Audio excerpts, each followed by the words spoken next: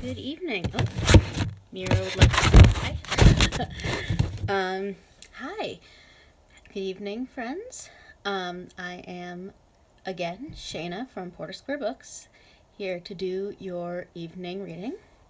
Tonight, I'm going to be reading to you from Howl's Moving Castle, one of my longtime favorite books that I haven't read in an age, so I'm kind of going to want to keep going by myself once I'm done. But yeah, fantastic book. Great movie adaptation too that I haven't actually seen either, but someday I will watch. It's a Miyazaki movie, so it is pretty good. Anyway, let's see. Chapter 1, in which Sophie talks to hats. In the land of Ingery, where such things as 7-league boots and cloaks of invisibility really exist, it is quite a misfortune to be born the eldest of 3.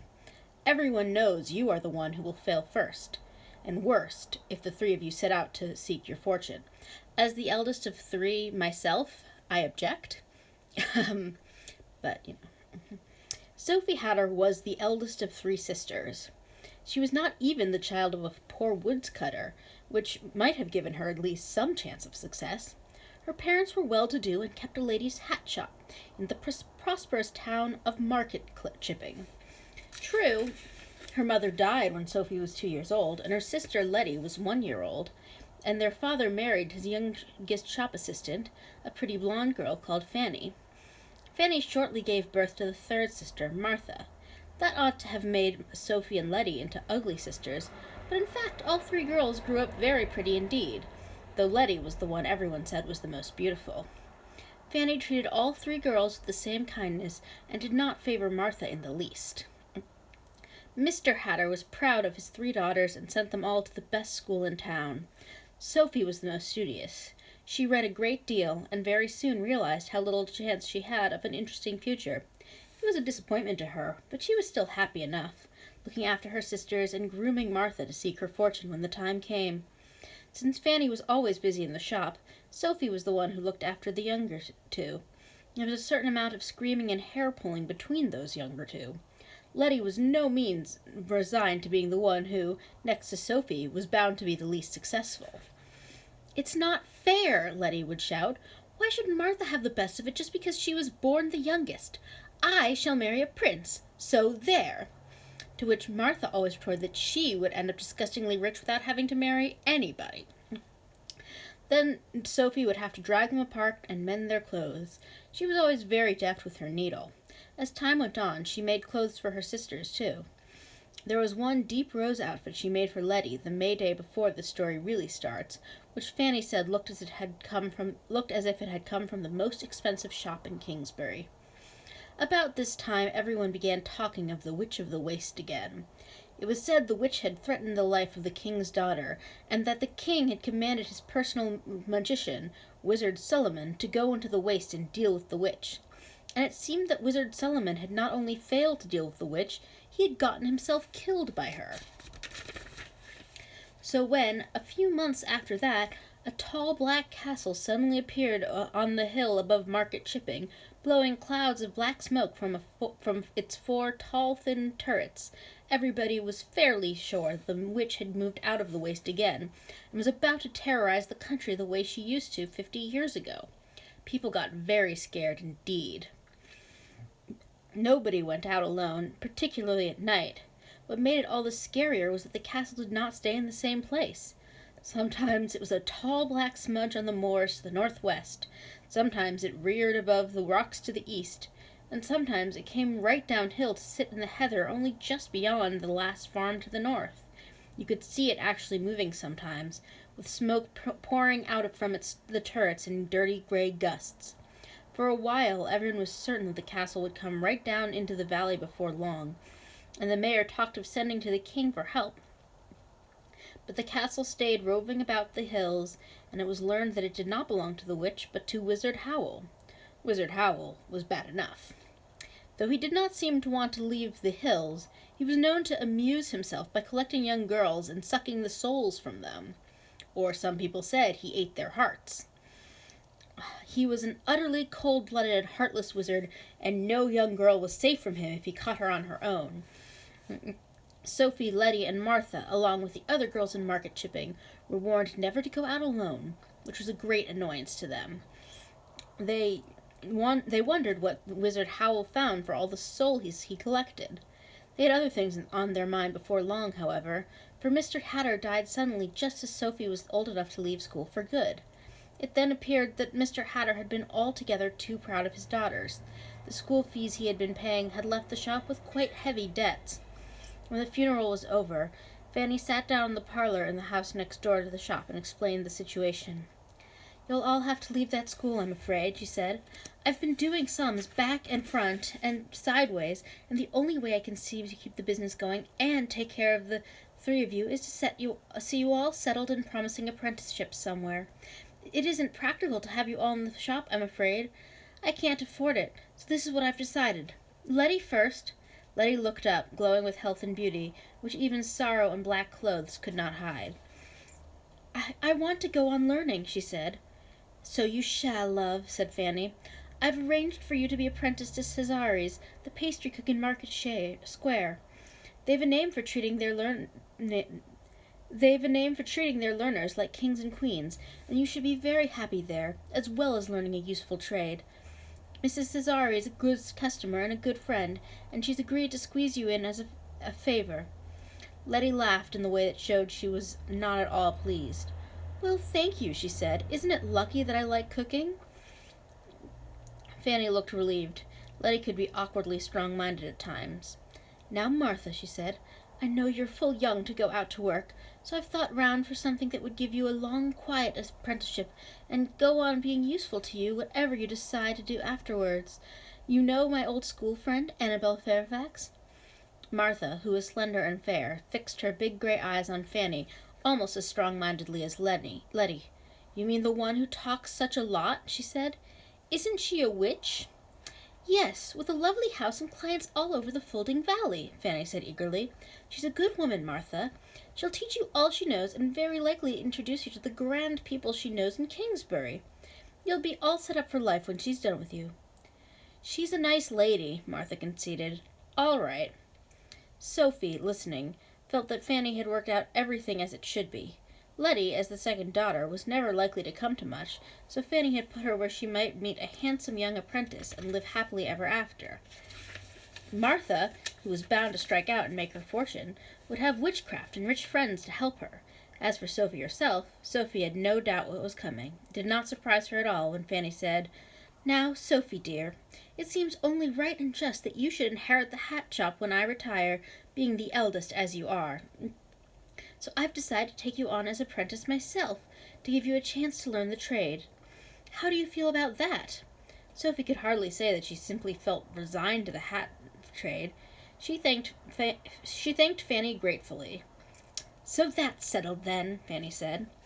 The next day, Sophie helped Martha pack her clothes in a box, and the morning after that they saw her off on the carrier's cart, looking small and upright and nervous.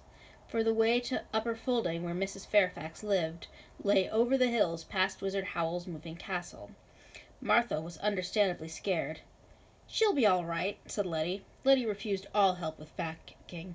When the carrier's cart was out of sight, Letty crammed all her possessions into a pillowcase and paid the neighbor's boot boy 6 pence to wheel it in a wheelbarrow to Cesare's in Market Square. Letty marched behind the wheelbarrow looking much more cheerful than Sophie expected. Indeed, she had the air of shaking the dust off the hat shop off her feet. The boot boy brought back a scribbled note from Letty, saying that she had put her things in the girls' dormitory and Cesare seemed great fun. A week later, the carrier brought a letter from Martha to say that Martha had arrived safely, and that Mrs. Fairfax was a great dear and uses honey with everything. She keeps bees. That was all Sophie heard of her sisters for quite a while, because she started her own apprenticeship the day Martha and Letty left. Sophie, of course, knew the hat trade quite well already. Since she was a tiny child, she had run in and out of the big work shed across the yard where the hats were damped and molded on blocks, and flowers and fruits and other trimming were made from wax and silk. She knew the people who worked there. Most of them had been there when her father was a boy. She knew Bessie, the only remaining shop assistant. She knew the customers who bought the hats, and the man who drove the cart which fetched raw straw hats in from the country to be shaped on the blocks in the shed. She knew the other suppliers and how you made felt for winter hats. There was really not much that Fanny could teach her, except perhaps the best way to get a customer to buy a hat. You lead up to the right hat, love, Fanny said. Show them the ones that won't quite do first, so they know the difference as soon as they put the right one on. In fact, Sophie did not sell hats very much. After a day or so observing in the work shed, and another day going round the clothier and the silk merchants with Fanny set her to trimming hats. Sophie sat in a small alcove at the back of the shop, sewing roses to bonnets and veiling to velours, lining all of them with silk and arranging wax, fruit, and ribbons stylishly on the outside. She was good at it. She quite liked doing it. But she felt isolated and a little dull. The workshop people were too old to be much fun, and besides, they treated her as someone apart who was going to inherit the business some day. Bessie treated her the same way. Bessie's only talk, anyway, was about the farmer she was going to marry the week after May Day. Sophie rather envied Fanny, who could bustle off to bargain with the silk merchant whenever she wanted. The most interesting thing was the talk from the customers. Nobody can buy a hat without gossiping.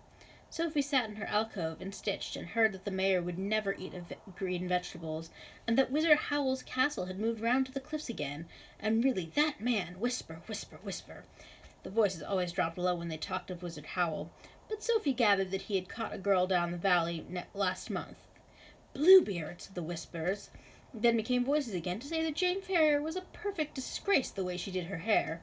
That was one who would never attract even Wizard Howl, let alone a respectable man. Then there would be a fleeting, fearful whisper about the Witch of the Waste.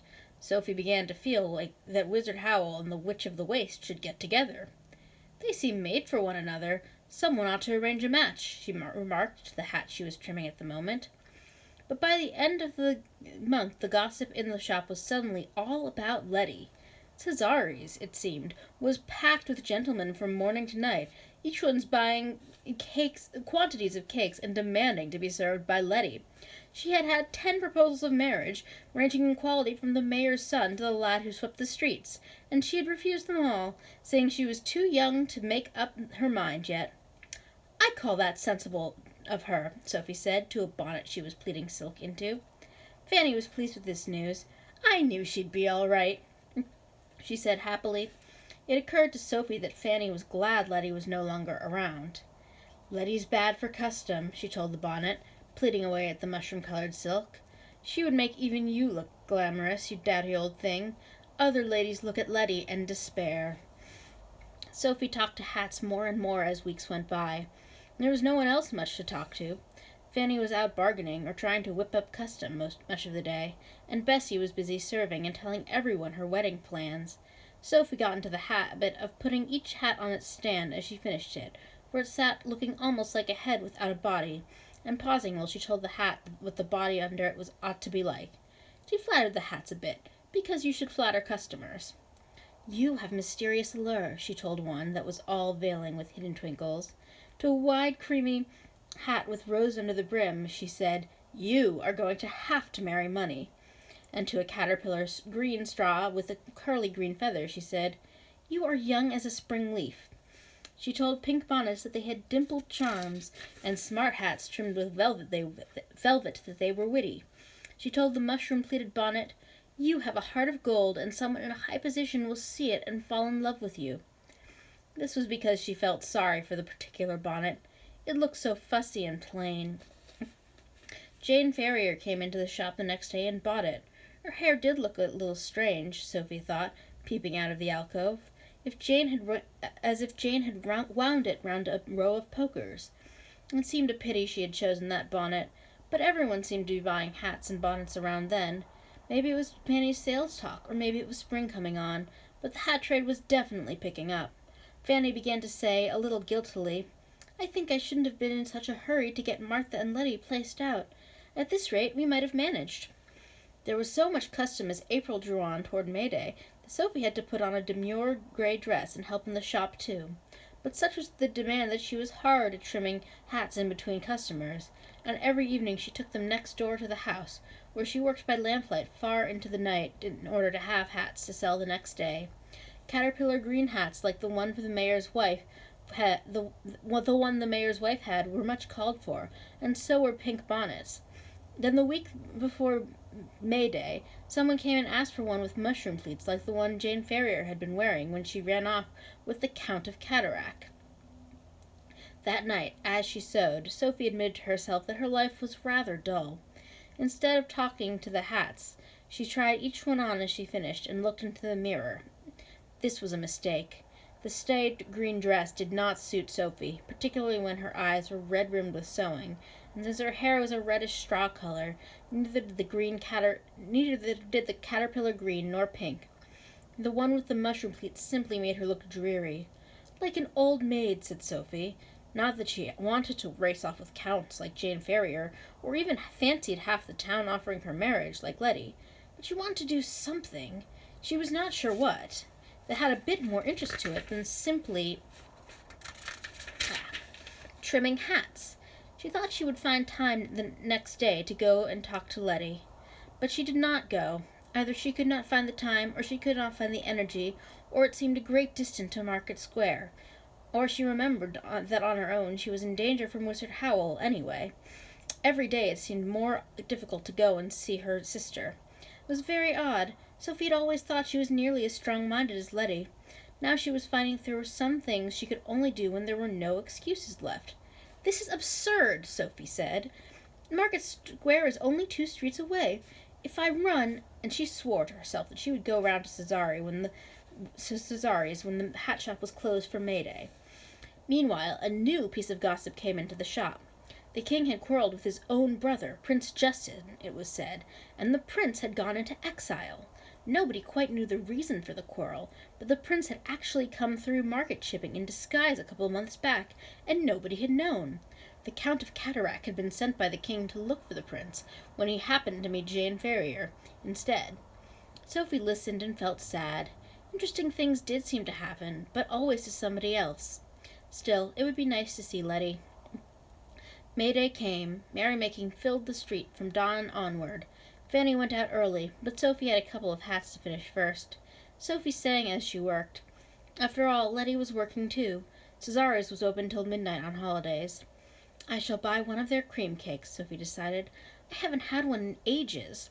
She watched people crowding past the windows in all kinds of bright clothes, people selling souvenirs, people walking on stilts, and felt really excited. But when she at last put a gray shawl over her gray dress and went out in the street, Sophie did not feel excited. She felt overwhelmed.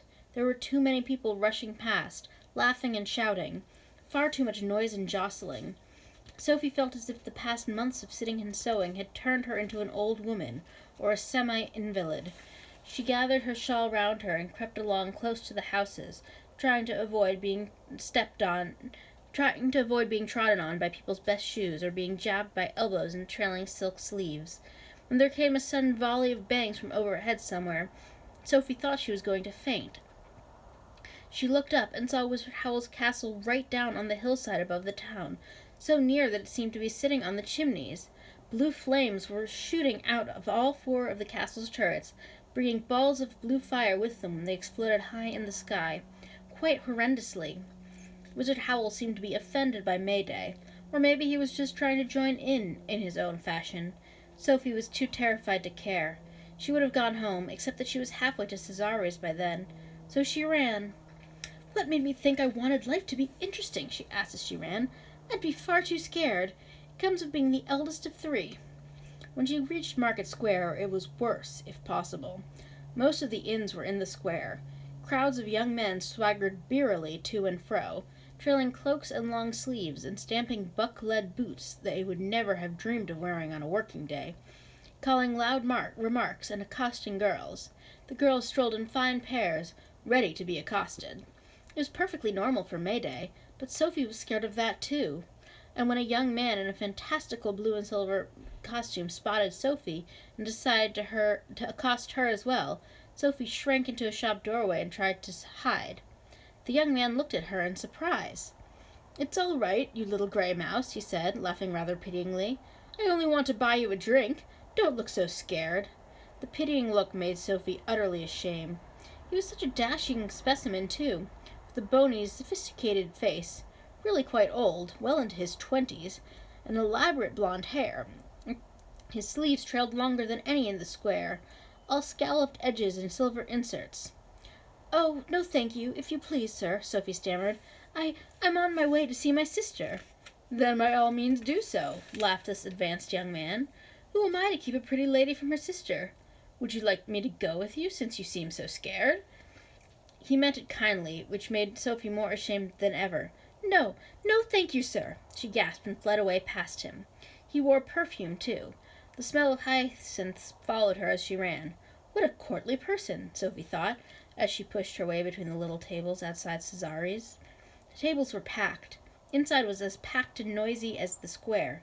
Sophie located Letty among the lines of assistants at the counter because of the group of evident farmers' sons leaning their elbows out to shout remarks at her. Letty, prettier than ever and perhaps a little thinner, was putting cakes into bags as fast as she could, giving each bag a deft little twist and looking back at her own under her own elbow with a smile and an answer for each bag she twisted. There was a great deal of laughter. Sophie had to fight her way through to the counter. Letty saw her. She looked shaken for a moment. Then her eyes and her smile widened, and she shouted, "Sophie! Can I talk to you?" Sophie yelled. "Somewhere," she shouted, a little helplessly, as a large, well-dressed elbow jostled her from the counter. "Just a moment," Letty screamed back. She turned to the girl next to her and whispered. The girl nodded, grinned, and came to take Letty's place. "You'll have to have me instead," she said to the crowd. "Who's next?" "But I want to talk to you, Letty," one of the farmer's sons yelled. "Talk to Carrie," Letty said. "I want to talk to my sister." Nobody really seemed to mind. They jostled Sophie along to the end of the counter, where Letty held up a flap and beckoned, and told her not to keep Letty all day. When Sophie had edged through the flap, Letty seized her wrist and dragged her to the back of the shop, to a room surrounded by rack upon wooden rack, each one filled with rows of cakes. Letty pulled forward 2 stools. "Sit down," she said. She looked at the nearest rack in an absent-minded way, and handed Sophie a cream cake out of it. "You may need this," she said. Sophie sank onto the stool, breathing the rich smell of cake and feeling a little tearful. "Oh, Letty," she said, "I am so glad to see you." "Yes, and I'm glad you're sitting down," said Letty. "You see, I'm not Letty. I'm Martha." And that is the end of Chapter 1 of Howl's Moving Castle. If you want to read more, you can always check it out at PoorSquareBooks.com. Highly recommend it. Thank you for joining us tonight. I hope you had enjoyed the story, and we'll see you tomorrow with something else. Good night. Bye.